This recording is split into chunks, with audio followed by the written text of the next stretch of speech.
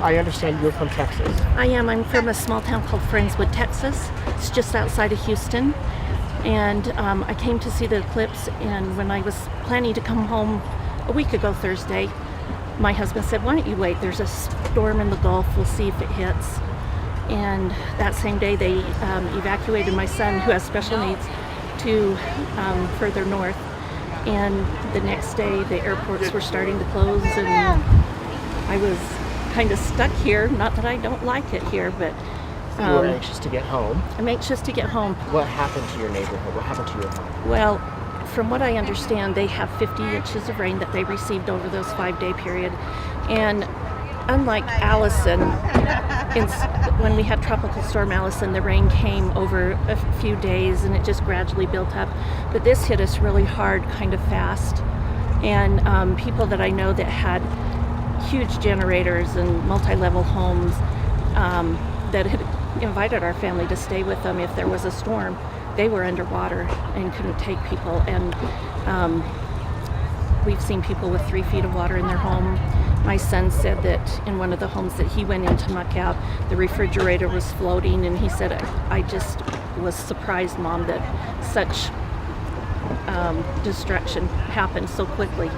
And so they're starting to muck out, but I know that I'm so touched by what I'm seeing here in Idaho Falls, because this is my hometown, and to know that they're giving back to the town I now live in is like I've just watched car after car after car, and it really, I didn't know it would have this effect on me. And I kept, as I'd walk away from the donation place, I'd say, "Thank you, thank you." And I thought, oh, they'll think I'm an idiot, because they don't realize that that thank you is really heartfelt, because those people in our community have lost everything. There's got to be just a wider range of emotions. You're not at your house. You're away from your family. You're seeing this, knowing it's going home to you. You don't know what to see when you'll get home. Whose home isn't affected? You know what? How do you keep your spirits up? Are you keeping your spirits up? Well, I think there's a lot of unsung heroes in this too.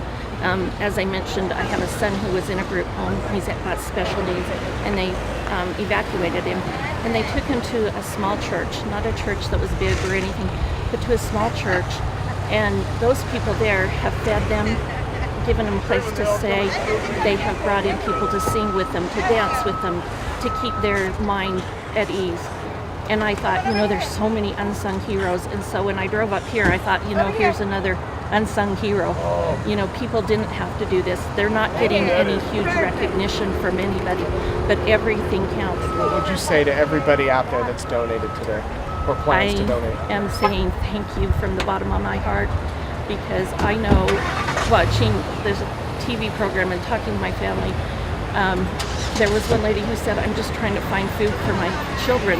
And somebody said, "Well, why didn't she know?"